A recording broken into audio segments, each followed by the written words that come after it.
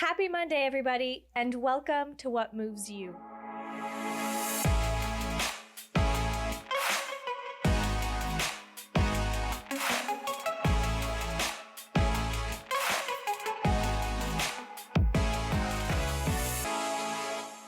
Hi, everyone, and welcome to What Moves You. Happy Monday. For my English speakers, welcome for the first time. I'm so excited to finally be able to share these with you, share my story with you. I know for those in my crowd, you've been talking and asking for a while, so finally here I am delivering. The wait was a bit long, oops. But today, in celebration of What Moves You's official 30th episode, I am sharing, finally, my SIBO story from start to finish. And I really want to preface by saying that I'm not presenting today any kind of success story. You're not getting some sort of before and after. I'm still living it. This is still my day-to-day. And is it a lot better than when we started? Absolutely. But it still comes with a lot of challenges and a lot of learning. And so we're by no means done, is what I'm trying to get at. And one of the reasons that's so important for me to say is that I don't want I think we see a lot of success stories. We're kind of used to seeing the before and the after and like big promises of like everything getting solved. And there is hope in that, and those can be super helpful, but know that it's not always the case and it doesn't always happen that fast, and that you don't have to be at your final destination for the story or the problem or the illness or whatever to be worth sharing and worth talking about. Like, there is so much value in sharing and being vulnerable during and when it's hard, and not only when it's gotten better. So I hope that's what I'm able to do with y'all today. In sharing kind of the past 3 years of my life, honestly. For those that have never met me before, my name's Malia.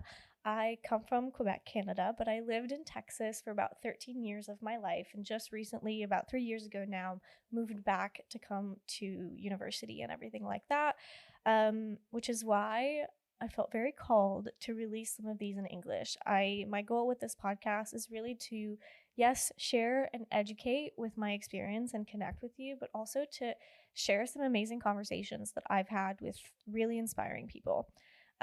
So that's exactly what I'm going to do with you today. For those that maybe have listened to a few of the French ones and are now just listening to this English one for fun, I just wanted to preface a little bit with why it took me so long to share this story. I think you'll notice that we're about 30 episodes in, and I think I was scared because I was scared that the second that I released this story, the minute that I put everything in one little podcast episode, that I would have nothing else to say. And I'm sharing this because I feel like it's a very common sentiment, whether it's on a podcast or just in life. We always want to have something to bring to the table. And I realized that, contrary to my belief, sharing this story is not only going to bring more people and more subjects to the table, but it's not everything I've got to bring, you are not your illness. You're not just your story. We all grow and develop forever, So here we go. Let's get into it. So first of all, what is SIBO? Before we get started, SIBO is called small intestinal bacterial overgrowth, and it occurs usually as a result of either a lot of antibiotic use over the years or really a big treatment after having a really weak digestive system, which is kind of what happened to me.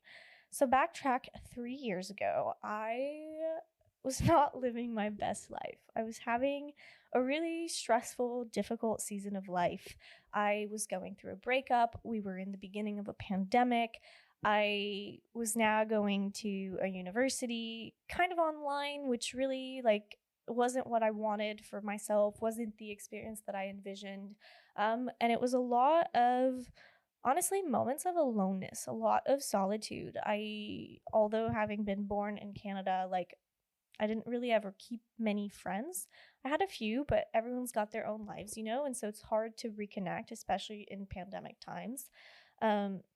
So just overall, probably in terms of like life stressors, the biggest life stressing season that I had up until then, right? And during the summer, about 3 years ago, I had I think in English it's called colitis, an infectious colitis, which is basically a fancy word for my large intestine completely decided that she was bailing. And to this day, they still don't know why it happened. Normally, it's caused by some sort of like bacteria that you eat in your food that like kind of wreaks havoc and causes inflammation and bleeding and all that stuff.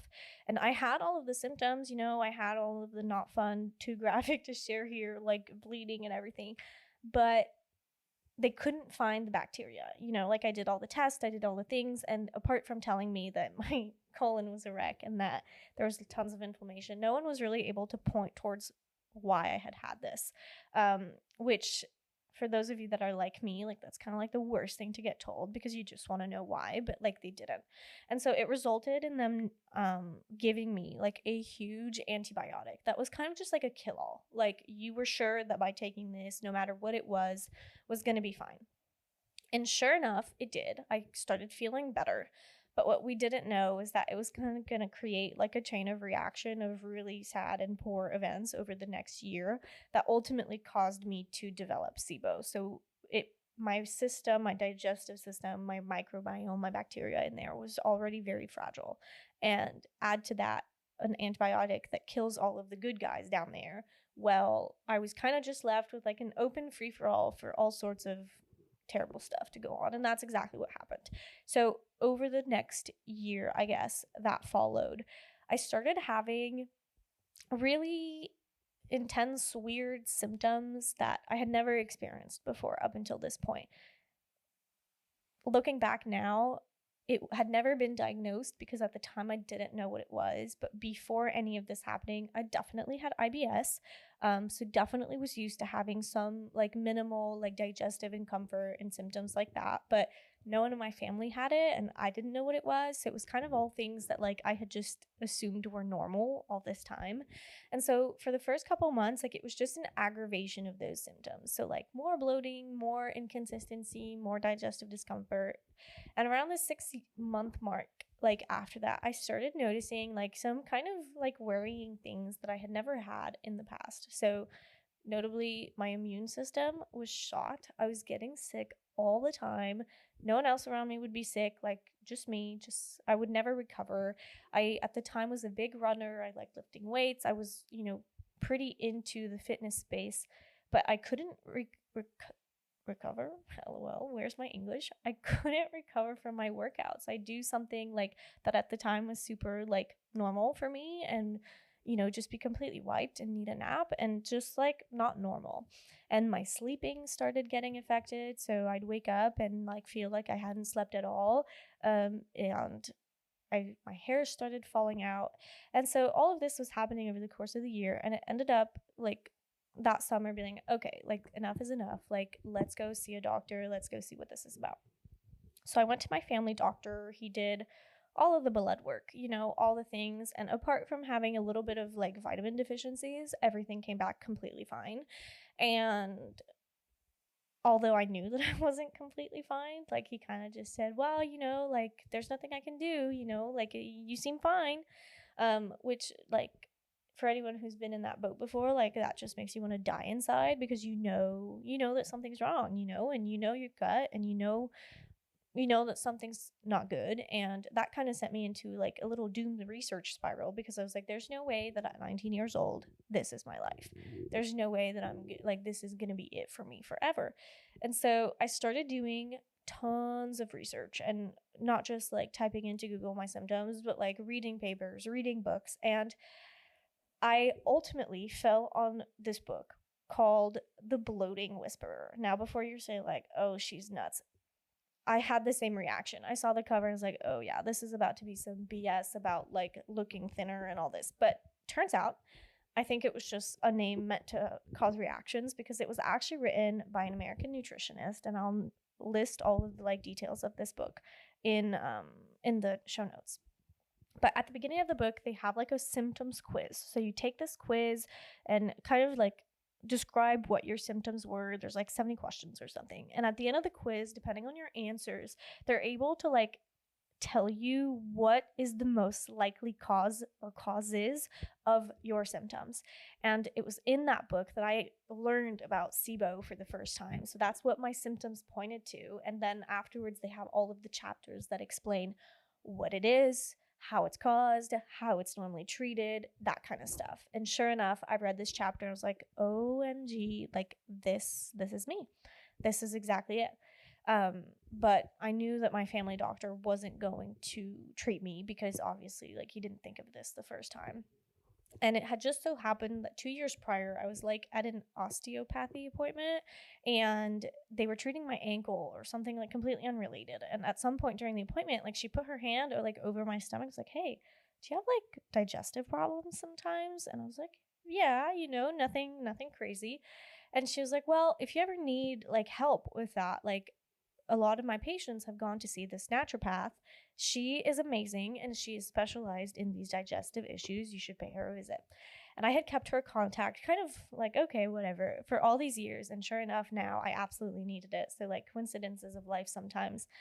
But I go to see this doctor and this naturopath, and it is nothing like I have ever experienced in my whole life. When I tell you, I filled out like a 90 question questionnaire, like with everything about like my health history, my personal history, like literally my whole life story in one document. This was it. But in a way, like it was so nice because you immediately knew that like, man, like this is someone who's taking the time to like fully know what's going on, not just like what she's treating directly, but everything else that could be related to that, which to me is so cool. And I go into that appointment and it lasted literally an hour and a half and we talked through everything. And by the end of the appointment, she goes, well, listen, like good news. I think from everything that you've just said, like, I think I know what you have. And I will need to do a test to confirm it, but like, I'm pretty sure based on what you're describing that I know. And I told her, I said, before you tell me, like, I don't really want to be that patient that says that, like, they found their problems, their solutions on Google, but, like, I kind of auto-diagnosed myself on Google, And she kind of laughed, and she was like, okay, like, what did you find? And I tell her about this SIBO thing in this book, and she goes, oh, my goodness. Well, like, thank yourself for putting in that hard work, because that's exactly, like, what it is. You found it. And in that moment, I just remember just like sobbing. I was like, oh my goodness, like finally, like I'm not crazy. It's not in my head. Like he was wrong. Like there is something wrong and we're going to fix it. And so the test in itself for SIBO is a breath test. So basically for like 24 hours before the test, you eat very minimal carbs, sugar, anything that like would wake up, I guess, these little bacteria in your gut. And afterwards, the 24 hours, you drink this kind of sugar solution that then goes and wakes everything up in your digestive system, and you breathe into these little vials every like 20 minutes or something for 3 hours. And they're able to see from the levels of methane and hydrogen in your breath, if you have SIBO, what kind of SIBO, if you have methane dominant, hydrogen dominant, or both. And my test came back and I had both. I had both methane and hydrogen, which basically means that I had all the stuff, all the symptoms, because each type of SIBO is related to more like a specific set of symptoms. And so I had both. So go me. But she was also saying that like this was probably one of the worst cases she's ever seen because it's gone on for so long that I had these bacteria from the top of my throat all the way down to my small intestine, which is just crazy. And so from there, she goes, don't worry, girl, I got you. And I went on, spaced out like 2 months apart, I think. I went on 2 different like antibiotic treatments. And the reason I did that, I know there's like mixed feelings on like how to treat it and whatever. But in my case, it was so severe that I needed something that it was literally just going to wipe everything out. Because otherwise, with the more natural stuff, which I did do later, it would have taken me like 4 years just to get rid of the stuff. So I did 2 rounds of antibiotics. It was intense. It was hard. It made me feel crappy, all the things. But after that first round of antibiotics, I felt so much better. So much better. It wasn't perfect by any means, but I found such a notable difference that I was like, okay, like I can do this. So I did 1 more round of antibiotics. And each time after, we would redo this like breath test to see how everything had progressed and if it was now better and whatever. And each time it got better. And then after the second round of antibiotics, I was still testing positive for SIBO, but you can only take those antibiotics so many times because it is like really hard on the body. So she goes, you know what? Like, I think that's enough for the antibiotics. However, it's not dead, you know, like you still need to keep going. So we switched over to the more like natural antimicrobials, which is honestly like a fancy word for like a collection of like herbs and things that like have been shown to help diminish these kinds of things in the body. And so that was no walk in the park either, because they're less like potent. So you have to take a lot more for it to have that effect and for longer periods of time. So I was on like probably 4 or 5 different antimicrobials for a period of 3 months. And at that time, like, keep in mind, I had not changed anything food wise. Like, everything was kind of the same. And so I finished these antimicrobials, and after 3 months, honestly, I probably would have needed to keep going longer, but I was like, you know what? Like, I am so fed up. Like, that is a lot of pills. It's a lot. It's mentally heavy. Like, I'm kind of over it.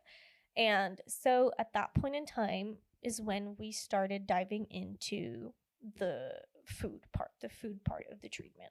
And before I get into that, I just wanted to touch base a little bit on the mental health side of all this, because I've been talking a lot about like the actual treatment and the physical stuff, but one of the things that was so unexpected, and that honestly was by far the hardest part of this whole thing, was the mental health piece. There's such a big connection between our gut health and our brain health and our mental health. And mine was in the garbage. I started having really severe like anxiety and depressive thoughts, like, and I had never really had those things. You know, I'm a pretty smiley go lucky person, and that season of life, it just like so unwell, you know, like not feeling good in my head, and you don't understand why this stuff is going on, but it's all interconnected. So if anyone's listening right now and this is you and you're in that season, and you know, either you don't have any physical things going on, or you do and you also have the mental health stuff, like, I really encourage you to like maybe take a little inventory of like how your gut's doing, how your health is doing, because it's so significant in feeling mentally better. And I empathize with those of you going through that right now, because, you know, all of this stuff is very mentally heavy, like handling that diagnosis and then being consistent with all of the things that you're supposed to be doing to make yourself feel better, when all you want to do is like lay in bed and cry. Like, I'm with you, and it's not easy, but you will get through it. And we'll get to this a little bit later, but it's why we're sitting here together today. But back to the food. I have a whole nother episode that'll come out in English shortly for my English speakers, but it's out in French for those that speak French. All about like really the details of my food journey specifically, but I'm going to recap the treatment side of food here just so that it flows.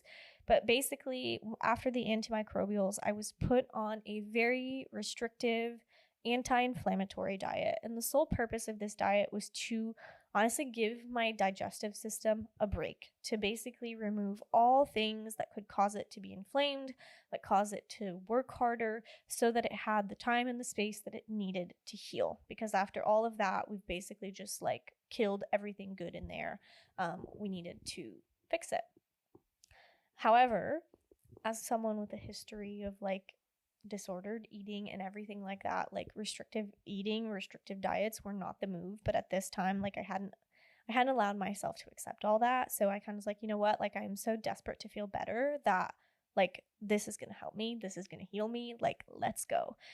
And that was a bad idea. And it resulted in a 3-month yo-yo period of basically, you know, the classic, oh, I did 1 week and I did it perfectly and good, and then the next week I fell off the wagon, so I felt crappy about myself, and, you know, that whole spiral. So basically, it's a diet that has the potential to be super helpful to a lot of people, but for me and my history, it was just not working. And so about 3 months into this process, I called my naturopath, like, hey, like, just crying, like, this is not working. Like, I feel like I want to and I want to be able to, but I'm just not, you know? And in that moment, she said the best thing that you could ever say. And, she said, like, it doesn't mean that you failed, and it doesn't mean that you're not going to get better. Like, if it's not working for your head, it's not going to work for your body. And I think many of us need to hear that message, which is why I'm sharing it here right now. Because, we're still going to find a way, and you're still going to feel better. And like, let's see what else we can do to avoid the guesswork and avoid over restricting. And it's at that point in time that I ended up doing an inflammatory food test. So it's very different from an allergy test, but I guess kind of similar also. Basically, you go in and they take some blood work and they test you for over like 300 different types of foods. And they're able to see, I guess, in the blood what foods cause an inflammatory reaction in your body. And I did that test and got my list of all of the things that like were giving me reactions and essentially eliminated them. And for those asking, well, how were you able to eliminate those, but you weren't able to do the diet? There was something about seeing it on a piece of paper and having it be like super exact and knowing that like, okay, I'm not over restricting these things. Like the things that are making me sick for me, like that was enough to kind of like flip the switch for me. It might not be that way for everyone, but for me, like that was a life-changing test. And slowly over the next like 6 months, I started slowly removing every single thing that was on this list. It didn't happen overnight. It wasn't easy. It wasn't always perfect. And there are still times that I eat things that I'm quote unquote not supposed to, because life is life, but I've seen such a huge difference in doing that in terms of digestive symptoms, mental health, energy.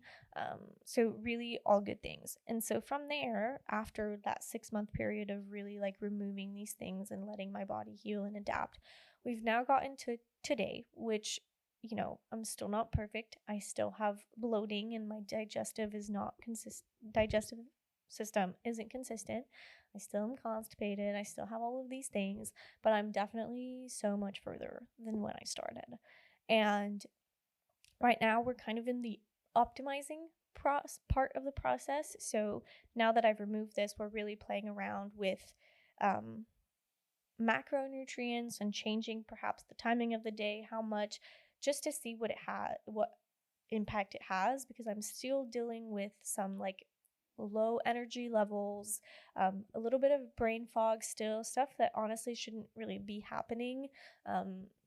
So we're playing around with that. Another big part of like the optimizing phase has been trying to calm my nervous system, which I know is like such a buzzword on the internet these days. So I'm not trying to add to the fire, but for honestly, you kind of can't get around it. Like if you're stressed, if you're anxious, if you're going all the time, like your system's going to be in fight or flight, and you're not going to be able to like be in that parasympathetic resting phase that actually allows you to heal.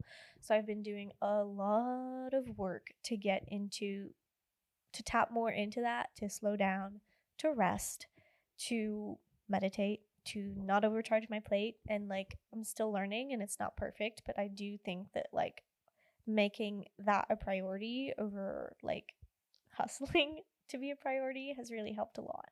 And then there's obviously the part that revolves around supplements and vitamins. So as I mentioned earlier, like when you have SIBO, one of the big things that can happen is vitamin deficiencies, because your body is no longer able to absorb them in your small intestine, which is where vitamins are normally absorbed. So for a while there, I was on a lot of vitamins. I took too many. But the ones that I'm still taking today, now that like I've kind of caught up, so to speak, I'm still taking vitamin B12. I'm still taking magnesium and vitamin D. And then the only other thing that I'm taking in terms of like supplements is L-glutamine. I take it at night in a glass of water, and it kind of helps repair your intestinal lining. So as usual, you kind of have to give a disclaimer when you talk about this stuff. I'm not a doctor. Please, it's all personalized. Like I've had blood work showing me that this is what I needed to do. So please just don't do anything wild. So that is really my SIBO story. I hope that if you're joining in for the first time, you learned something. I hope that I didn't just like ramble on. This is my first time actually like recording a solo in English, which is kind of like sounds weird to like actually do it when I'm used to doing them in French. But I hope that you found it helpful. I hope that if any of you at home are like stuck in something similar, um, that you know that you're not alone in that, and that, you know, we see again like so many people on social media that have made the process look easy, that have made it look like one and done. You know, you take a quick pill, you take a green juice or whatever, and then you're better. It's not reality, you know, or at least it wasn't mine. And so I'm here to remind you that, like, you're not alone in this, and it does take time and it does take hard work, and it's not going to be a walk in the park, but you know, inform yourself, get the resources you need, find the help you need, and, you know, reach out. You know, we have the opportunity to create such a lovely community of people that are living similar things and can bounce ideas off of each other and help one another. And I hope that you feel that. I know it's a work in progress. We're still very small, but I'm so fortunate and grateful for the ones of you that do tune in every week and listen. And I hope that you found my story helpful. And if there's any questions you have or subjects that you would like me to elaborate on further, like, please reach out. I'm always open to talking and helping. And with that, I hope you guys have an amazing day, whether it's Monday or otherwise. And I'll see you guys next week. Bye.